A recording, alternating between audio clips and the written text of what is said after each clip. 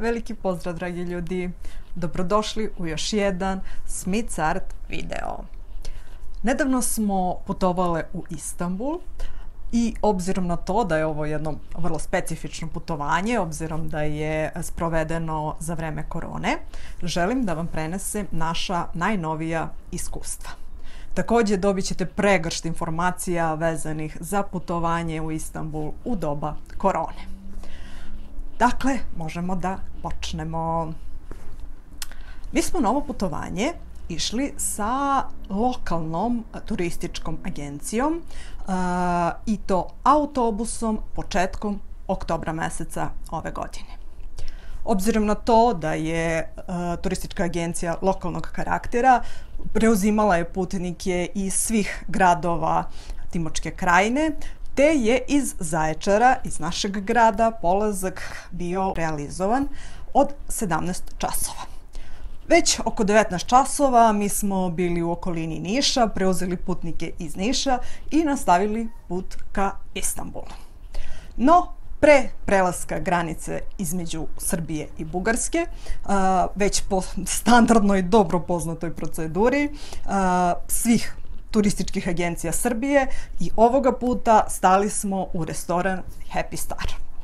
Ovde smo napravili kraću pauzu, pola sata, 40 minuta, i krenuli ka granici.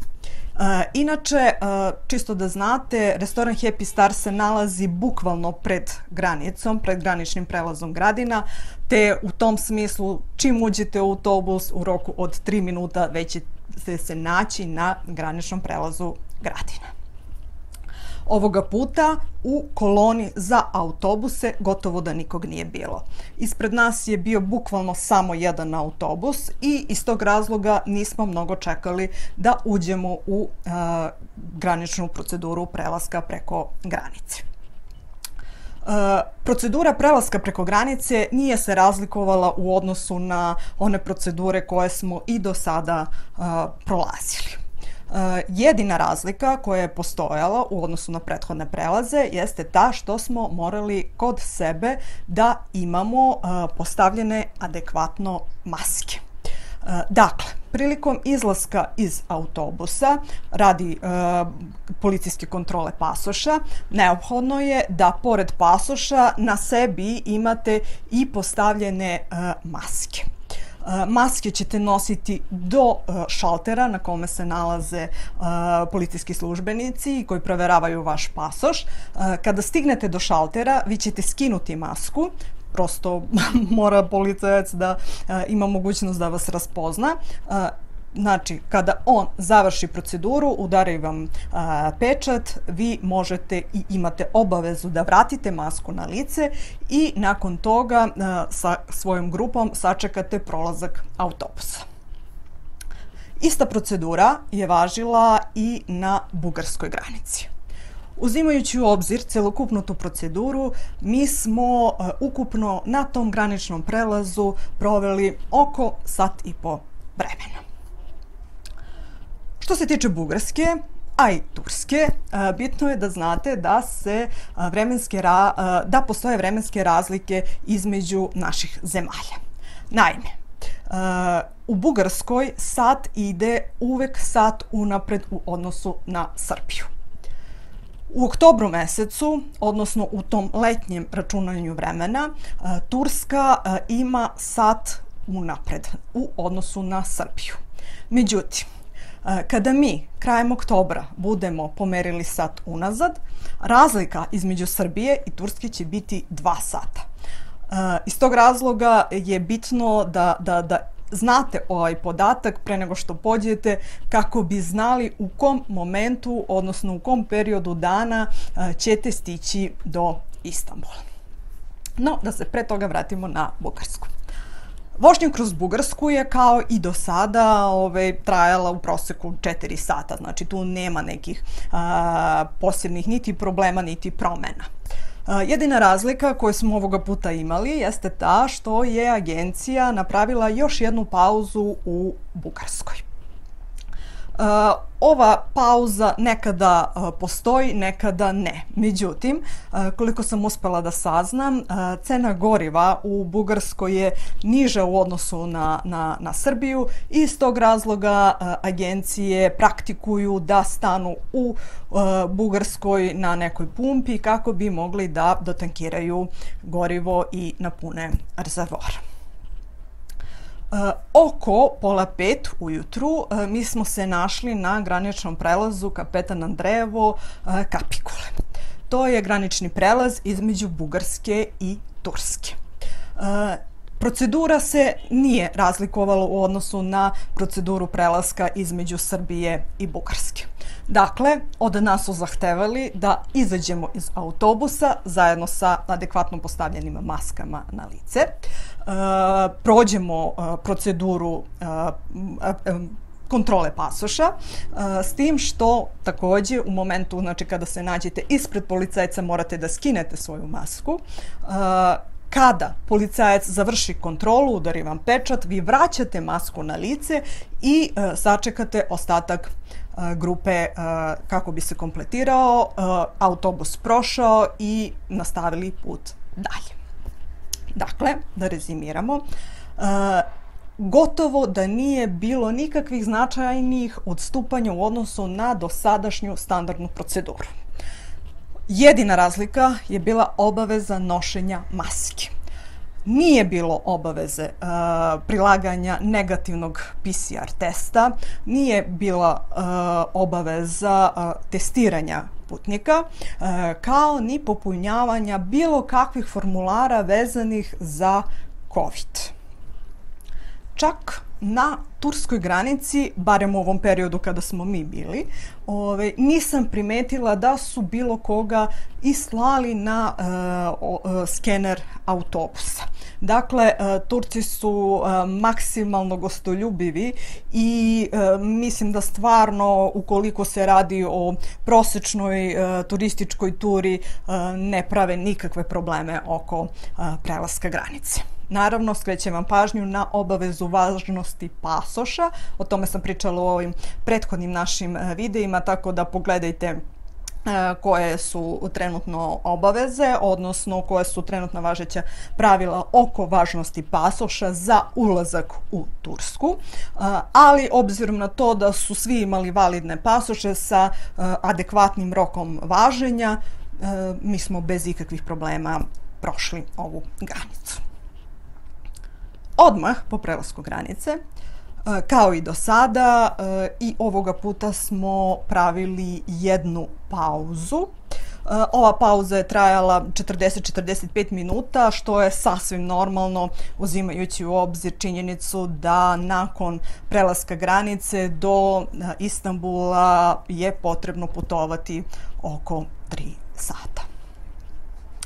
U Istanbul smo stigli oko 10 časova kada smo i pokupili našeg lokalnog vodiča.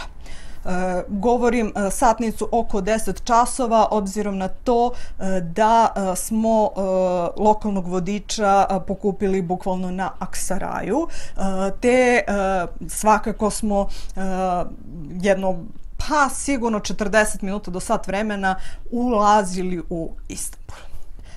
Međutim, Istanbul je grad koji se jako puno gradi i verujem da ćete od bukvalno prvog kontakta sa ovim gradom biti fascinirani apsolutno svime što vam se prikazuje pred očima i taj put, odnosno tih 40 minuta do sat vremena nećete ni primetiti da su uopšte i prošli.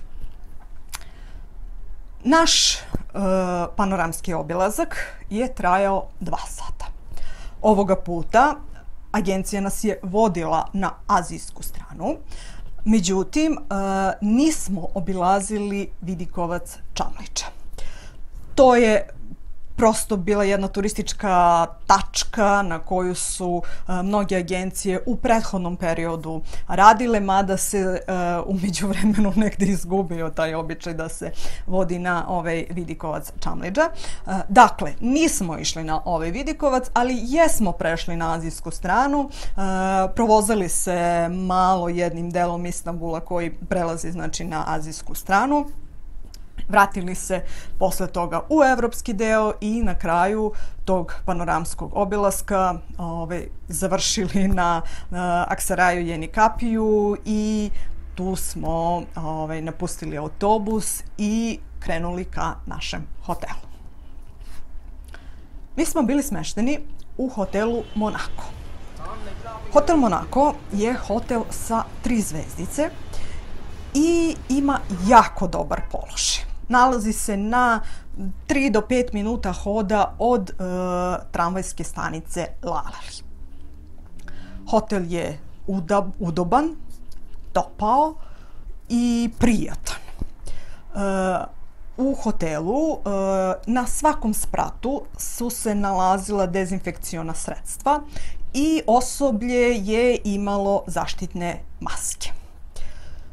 Međutim, oprema koju su nam ostavljali, peškiri i druga oprema, nisu bili posebno upakovani i dezinfikovani, a ni prilikom služenja doručka nisu nikakve posebne mere bile preduzimane u cilju zaštite od COVID-a. Dakle, imali smo klasičan švedski sto gdje smo mogli bez ikakvih problema samostalno da uzimamo hranu koju želimo, tako da u tom smislu nismo imali nikakve posebne razlike u odnosu na neki prethodni period. Zato, ukoliko vam je bitno da budete maksimalno zaštićeni od COVID-a, najbolje bi bilo da proverite pre putovanja da li hotel u kome boravite ima poseban sertifikat bezbednosti od COVID-a. Ukoliko posjeduje ovaj sertifikat, svakako su mnogo jače mere opreza hotela i zaštite ljudi koji borave u njemu. Ovoga puta u hotelu Monako nije bilo mnogo posetilaca, bilo je ljudi samo iz naše grupe i možda još nekoliko parova, tako da nije bilo mnogo ljudi i nismo ni imali prilike u samom hotelu da se susretnemo sa bilo kim koji bi možda mogao da napravi neki problem vezano za COVID. U svakom slučaju, znači, obratite pažnju na postojanje ili nepostojanje sertifikata o bezbednosti od COVID-a. Što se tiče ponašanja građana Istanbula, i ne samo građana, nego i turista i svih drugih ljudi koji borave u Istanbulu, bitno je da napomenem da su maske obavezne. Maske su obavezne kako na otvorenom, tako i u zatvorenom prostoru. Međutim, ukoliko naravno želite da odete do nekog restorana, vi ćete masku nositi sve do svog stola.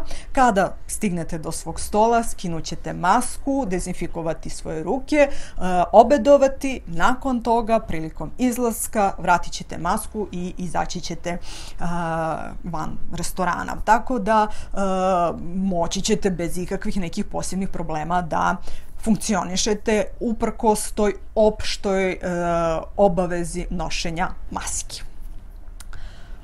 Ukoliko imate ipak bojazan negde od COVID-a i potencijalne zaraze, mogu da vam preporučim da izbegavate normalno manje površine sa velikim brojem ljudi. Prevashodno to mislim vezano za vozila javnog saobraćaja. Naime, Istanbul je preveliki grad i ima fantastičan saobraćaj. Mnogo ljudi koristi taj javni saobraćaj, te iz tog razloga obratite pažnju na gužvu unutar vozila javnog saobraćaja. Ukoliko vidite da su jako velike gužve, da je vozilo prenatrpano, prosto propustite to vozilo i sačekajte sledeće. Vozila se vrlo često smenjuju i dolaze na 5 do 10 minuta, nećete znači ništa posebno od vremena izgubiti, a opet imate mogućnost da uđete u vozilo koje ima manje ljudi. Zato izbegavajte periode kada najviše funkcionišu građani Istanbula, dakle period kada se vraćaju sa posla, kao i subotu i nedelju, pogotovo subotu jer su to najfrekventniji dani. Međutim, i ukoliko budete negde primorani da uđete u vozilo koje ima dosta ljudi, nemojte se previše brinuti oko zaraze, jer svako lice koje uđe ima postavljenu masku. Dakle, vi nosite masku, svi drugi nose maske, tako da verujem da je prosto mogućnost zaraze gotovo minimalna. Interesantna stvar jeste da na ulicama Istanbula gotovo da nisam videla čoveka koji nema masku kod sebe. To je onako prosto neverovatno da u onolikom gradu gotovo svi poštuju te mere. Tako da stvarno ćete biti bezbedni. Mi smo naš obilazak Istanbula organizovale same. Ovaj grad smo nekoliko puta posjećivale i nije bilo razloga prosto da pratimo agenciju u pogledu fakultativa. Međutim, za one koji prvi put putuju u Istanbul, želim da napomenem neke stvari u vezi tih fakultativa. Ovo je bila veoma teška godina za naše turističke agencije. Iz tog razloga oni su ponudu fakultativa značajno obogatili. I to u krajnjem uopšte nije loše. Imate mogućnost da vidite i obiđete tačke koje do sada možda vam i nisu bile dostupne. Međutim, glavni problem je što su sada agencije prenatrpale svoje turističke programe. Najkraće rečeno, ukoliko pratite agenciju u potpunosti vezano za njihov fakultativni program, vrlo je moguće da nećete stići da osjetite duh grada. Ceo program je prenatrpan, ići ćete bukvalno iz fakultativu u fakultativu i pitanje je koliko će vam ostati slobodnog vremena, kao što rekoh, da osjetite vi duh grada. Zato obratite pažnju na broj fakultativa na koji želite da idete, kao i na njihove cene. Iz razloga što je ovo, kao što sam rekla, već teška godina za turističke agencije, naravno da su se potrudile i da ti fakultativni izleti budu, pa mogla bi se reći, po malo višim cenama od onih koje se mogu očekivati za tu vrstu fakultativnih izleta. Recimo, uviđala sam pojavu da je izlet na Prinčevska ostrva bio naplaćivan 25 evra. Podrazumevao je korišćenje javnog prevoza i vožnju brodom do Prinčevskih ostrva, 2 sata slobodnog na tim Prinčevskim ostrvima i vraćanje nazad, i sve to u iznosu od, kažem, 25 evra. Realna cena karte vožnje u jednom pravcu brodom, dakle isto to što je agencija kupila za vas, vi bi mogli da kupite za nešto malo više od 1 evra u jednom pravcu i normalno znači da se vratite još toliko. Dakle, mislim da su ove cene možda malo preterane. Zato Pogledajte sve naše videe vezane za Istanbul, tu ćete naći dosta informacija o tome na koji način možete i sami organizovati fakultativne izlete, ali naravno imate i opciju znači da pratite agenciju, ali morate biti spremni da ćete malo više da platite. Kada smo već kod turističkih atrakcija, mi smo ovoga puta ponovo, ja mislim, ne znam, ja više 3., 4. put, obišle Hagia Sofiju. No, pre dolaska do Hagia Sofije morate doći na trg Sultan Ahmed, a da bi došli do njega morate proći policijsku kontrolu. Ovog momenta se ja iskreno ne sećam od ranih perioda, tako da pretpostavljam da su se te neke novine relativno skoro uvele, mada ne mora baš da bude tačno, ali mislim da 2018. godine to nije bilo tako. No, kako god, 2020. godine, dakle, da bi došli do Hagia Sofije, morate da prođete policijsku kontrolu. Policijska kontrola podrazumeva da ste u obavezi da otvorite ranac, torbu, šta god već da imate kod sebe i da preko vas prođe onim detektorom za metal. Žene, policajci kontrolišu žene, a muškarce kontrolišu muškarci. Hagia Sofija je od sredine 2020. godine postala džamija. Iz tog razloga se ulaz u ovaj objekat više ne naplaćuje. Dakle, besplatno je.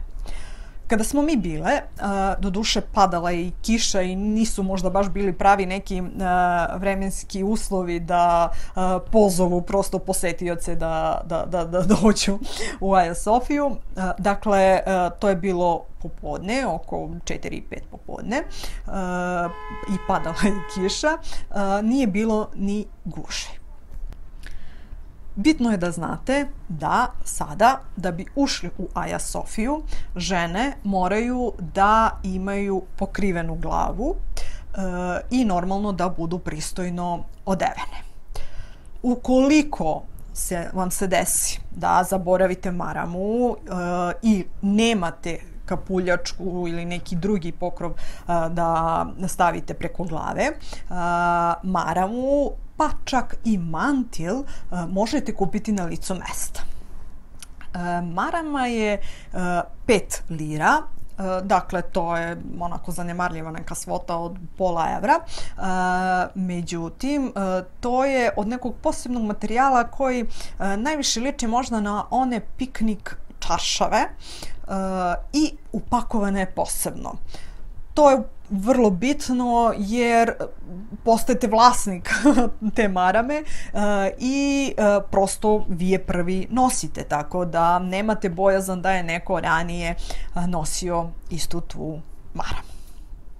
Kažem, ukoliko imate kapuljaču, možete i kapuljaču koristiti kao pokrov za glavu. Kako je Hagia Sofija sada postala džamija?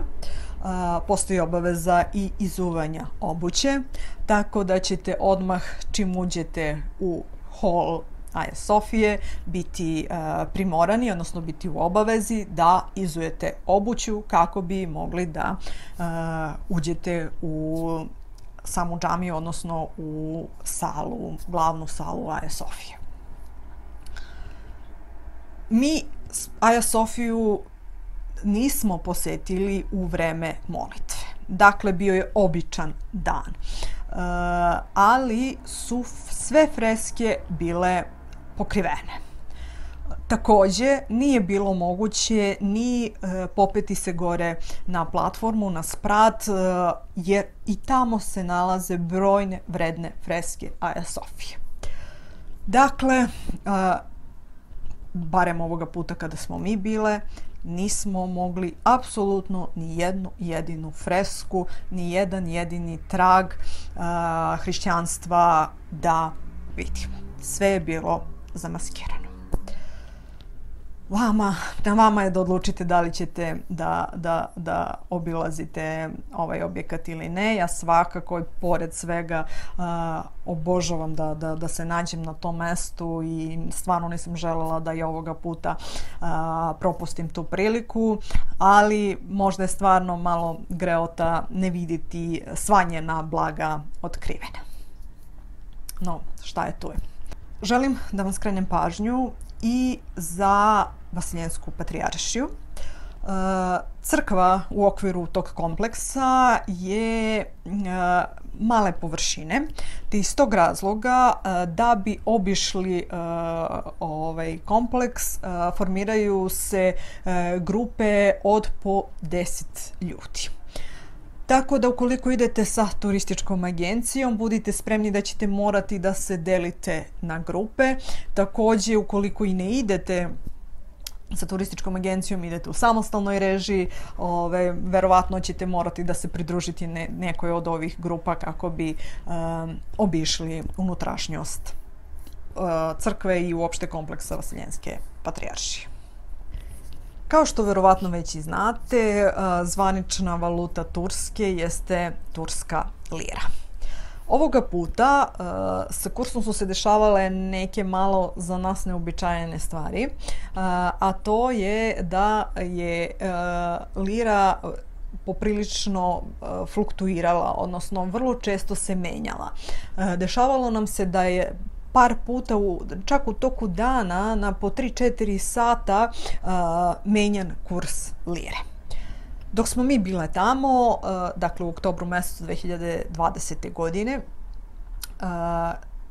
lira za 1 euro moglo je da se dobije 9,20 do 9,32 turske lire. Dakle, vidite kolika je tu razlika.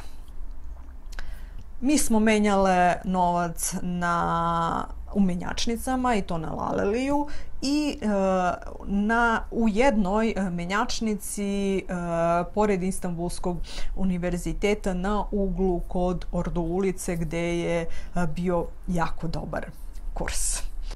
Ovoga puta u Istanbulu mi smo malo šopingovale, malo se kulturno uzdizale, malo uživale u gastročarima Istanbula. Cene su za nas povoljne i bit će videa na tu temu, tako da obavezno propratite ih. Što se tiče, evo recimo, čisto da imate kao predlog tog nekog obilaska turističkih atrakcija koje nisu baš u prvom redu za obilazak, za prve neke obilaske, mi smo ovoga puta obišle palatu Beylerbeyi koja se nalazi na azijskoj strani i vrlo je lepa palata, tako da imate sve preporuke da je obiđete ukoliko budete imali vremena za tako nešto. Cena ulaznice za ovu palatu je recimo bila 50 lira, što je otprilike 5-5,5 evra, što je stvarno za onu palatu vrlo pristojna cena.